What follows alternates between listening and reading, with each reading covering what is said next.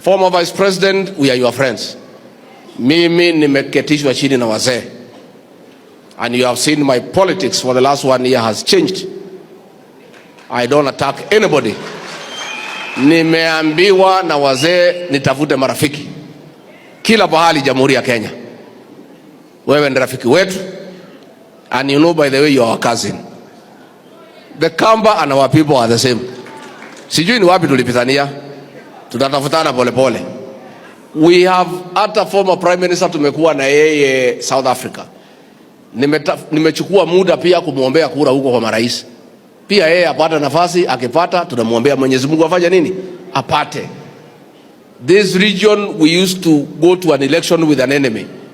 We have decided that we have no enemy. Sisi tutafute urafiki na kila mtu na kila Mkenya, na hivyo ndivyo tutakaa. Tutaungana sisi, tukiungana tunaendelea kutafuta marafiki, kukaa na Wakenya wengine. And also taking into consideration that our people are everywhere in the country. Wako Mombasa, wako Malaba, wako kila pahali. Sisi tutafute marafiki katika Kenya nzima. And that is part of uniting Kenya. And that is why we are seeking friendship from everybody.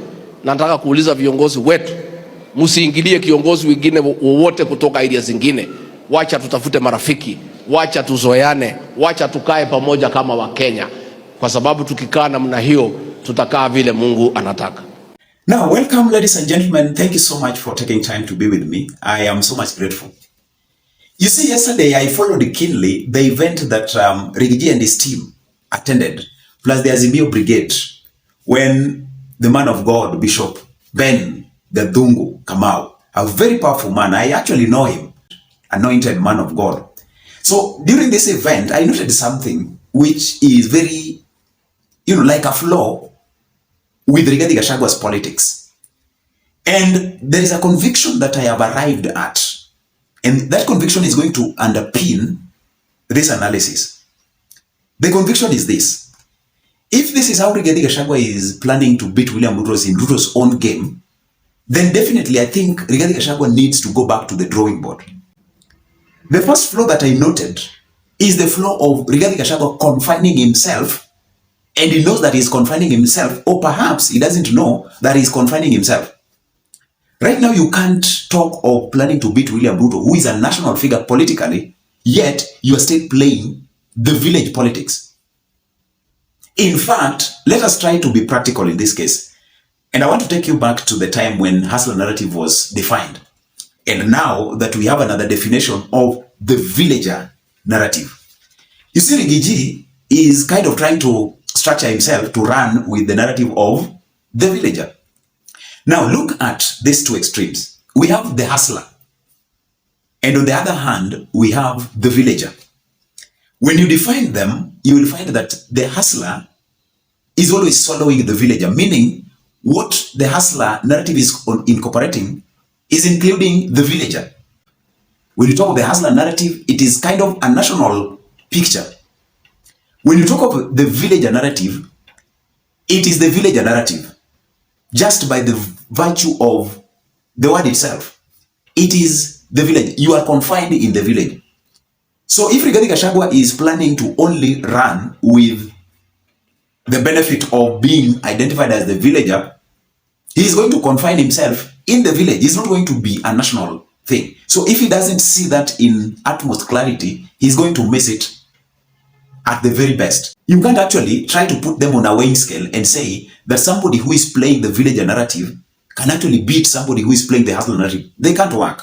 You can't make a national friend within the village setup. Like, you just want national friends when you are confined in the village. It's like you are caged within the village setup and you can't reason nationally. So what I saw in the first place is the flaw that Rigathi Gachagua is having, and he's not realizing that I think this is the appropriate time for me as Rigathi Gachagua to be national. And when you are looking at even how Kalonzo Musyoka was really staring at him, they know him. So if Rigathi Gachagua is not going to appear a national figure, he needs to better relent as early as now. Ole wake. The other time, when they attended, I think, another church event, I heard that member of parliament, I think she's from Lowland, just forgotten the name. She was reminding Rigathi Gachagua that please make sure that you come to even the Nyanza region, you start sweet talking people, come to Western region, go to Kisii. Don't just rotate around Nyeri. Don't just be confined in the mountain region, not even the entire mountain, is in either Kirinyaga, Nyeri, going to Kiambu. You see, is so much contained. And actually, when you look at William Ruto's game, that is his, best kind of shot. He knows that once I have caged Rigathi Gachagua in this manner, there is no way out for him. Now, the other thing that I noted with Rigathi Gachagua as a flaw is that he's not ready to craft his narratives so well. For instance, when he was saying that, the elders told him, hey, don't attack. Don't attack those you have been attacking all time. You see, and he went ahead and mentioned that the enemy has always been Raila Odinga, which is true. The enemy to the mountain has been Raila Odinga. Because most of the times during electioneering period, Raila is so much hated. In fact, it is something inborn that they have been having about Raila Odinga, to the extent that the moment we are in the electioneering period, it is something that just, explodes naturally, intrinsically in them, and it flows perfectly well. Okay? So when he was saying that, maybe the elders advised him to stop attacking the likes of Raila Odinga and make friends, and the way he is doing his things, somebody will just try to say that perhaps this man is hiding something, that when other politicians are going to dine with him, he is somebody that you are dining with, but you are dining with them like in the instance where the devil invited you to dine with them. What do you use? You use a big spoon. Okay. And in the other instance, if you are to sleep with them, you sleep when your one eye is closed, the other one is very much open. He has not come out to craft his narrative as a man who really needs to go out and mend things and make new friends and tread on a trajectory that is going to benefit him at the end of the day. If you keenly try to interpret what Rigathi Gachagua was saying when he meant that it is the elders who actually advised him, you see that one is revealing somebody who is not masculine enough in the move that he took as a man who wants to confront the status quo. How would you say? So at the end of the day, he will be saying, if everything messed, or maybe he comes into friendship and then the friends mislead him later, he will be going back to the elders and saying, nyinyi ndio mlinilid, nikaenda pale tukakosana. At the end of the day, if everything is so much in disarray, then who will he be blaming? So Rigathi Gachagua has not crafted himself perfectly well and solidly well to tackle anything in a man who has decided by himself that this is the battle that I so initiated, and so I am carrying out with it perfectly well. And you look at the way the likes of Gathoni Musyoka came out to defend him. Gathoni only got an opportunity because that was a good platform. And with the aggression that they had from, the finance bill, debacle, she had just to actually explode it that way. Otherwise, she even knows that Rigathi Gachagua is somebody you must be very careful before you support. Angalia sisi viongozi.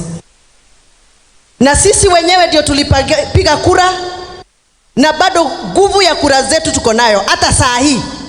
We have the power of the vote through the Constitution of Kenya. Na sisi wabunge ambao sisi tunajiamini na tunajua vile tunafanya, na sisi ambao tunaelewa pahali hii Kenya imetoka na pahali community zetu zimetoka, hatutakubali kuendeshwa kwa gari ambayo inaendeshwa na speed kama ya kuibiwa, yani gari yako hiyo. That's the reason she was mentioning that if they are saying that you don't know how to talk, I will be here to talk for you. How? You don't know how to dress. She was kind of attacking Rigathi Gachagua while defending him. Something very serious. So Rigathi Gachagua needs to be very serious with everything that he's doing if he really wants to actually confront and beat William Ruto in Ruto's own game. Otherwise, everything that he's doing right now will be just dead on arrival, like the usual thing we always like to say. Okay? Ata ambulia patupu. Let me hear what you have from your side, ladies and gentlemen. We'll meet next time. Have a great time.